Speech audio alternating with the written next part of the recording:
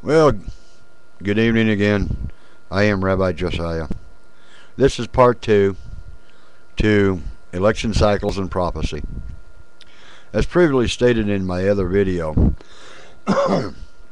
this is to video response to the black lady and her take on prophecy, the election cycle, Barack Obama.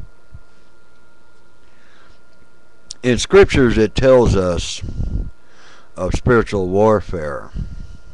And what people seem not to understand is that the scriptures, the elections, the United States of America, is so intertwined, and that is why this country was founded. History lesson. First and foremost, the United States of America is not a democracy. What it is a republic based upon democracy. And in the late 1700s, the Electoral College, maybe 1800s, the Electoral College was founded, which in its essence is a good thing. And I am so tired of the homosexuals, the left-wing, right-wing do-gooders, i.e. Republicans, that they make all these profound statements on television, radio. And I listen to these people because we have to know what our enemies are up to, ladies and gentlemen. If we don't know what our enemies are up to, William O'Reilly, Sean Hannity,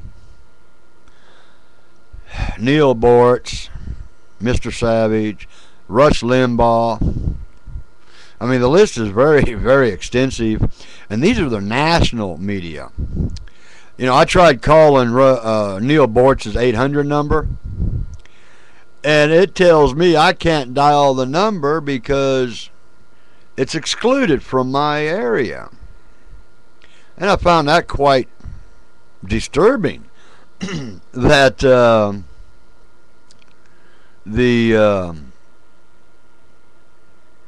because he's in Atlanta, Georgia, I'm in the Midwest, and his radio show is syndicated nationwide, and through XM satellite, Sirius, and other forms of broadcasting, he's virtually nationwide. Same with William O'Reilly. I tried calling William O'Reilly on his number, and when I made the comment, I'm a rabbi, they hung up on me. I did the same thing with C-SPAN. I did the same thing with the Sean Hannity show. And as you can see, they don't want us Hebrews, us Jews, to be voiced on the radio.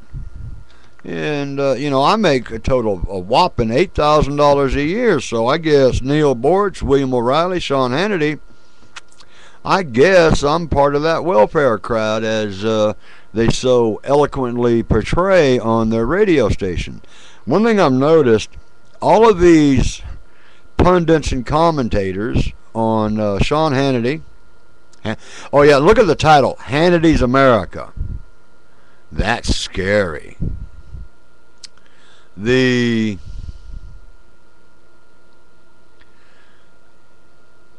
radio broadcasting needs to be enforced with the fairness doctrine. I downloaded I think there's like 16 revisions, and they're all in essence the same nutshell. Now, Sean Hannity and Dick Morris and Newt Gingrich, that weird cowboy, Kinky Friedman, all these guys, every one of the Fox commentators are losers.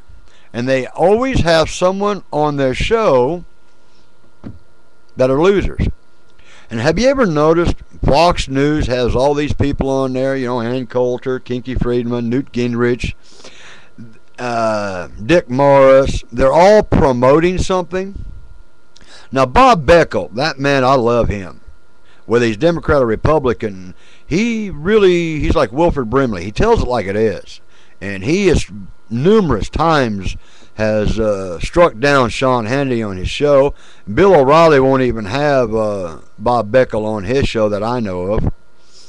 And Dick Morris, Newt Gingrich, and all that, are predominantly Catholic.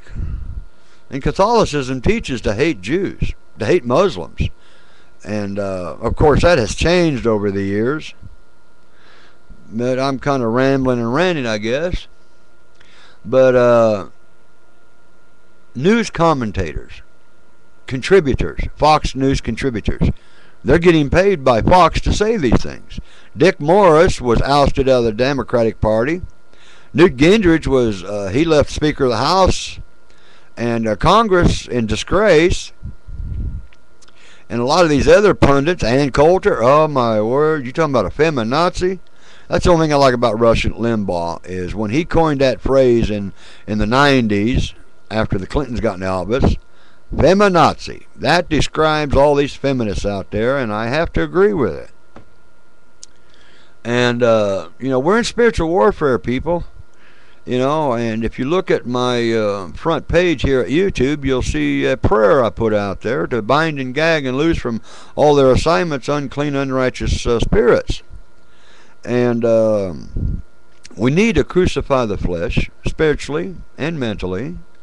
But yet, this is not taught in our churches. This is not taught in our seminaries or other forms, Bible colleges and stuff.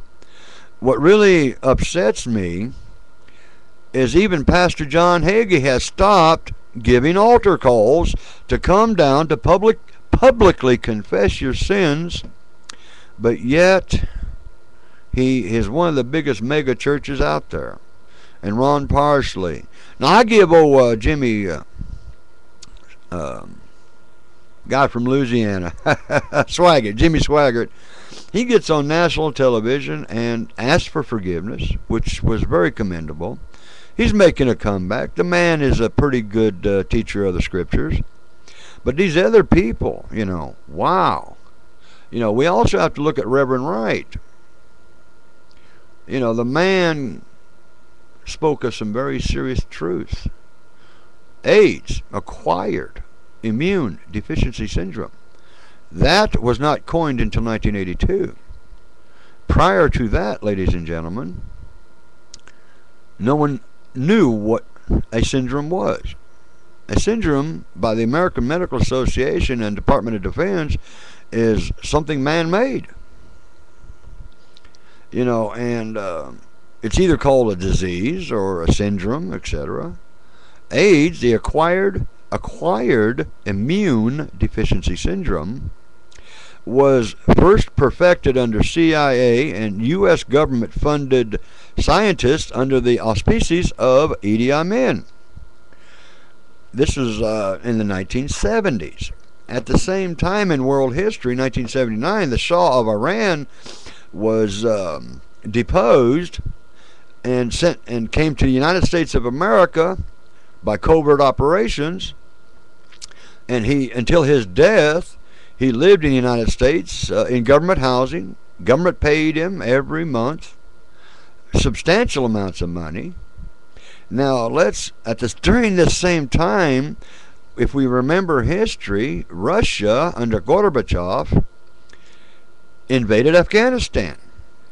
Well, because of our so-called national security interests in that region, the United States government under the Republican Party, Ronald Reagan, helped fund the Taliban, the Ba'ath Party, and Al-Qaeda. Oops! Did I say that? Ladies and gentlemen, yes, look at the history. It's there. But yet Sean Hannity calls William Ayers an unrepentant terrorist. Well, he may be a terrorist, he may be unrepentant, but what about our own country, our own government, funding the Taliban and Al-Qaeda to repel the Russian invasion? Doesn't that give pause for thought? Well, YouTube only lasts 10 minutes, so I shall pause and upload another one.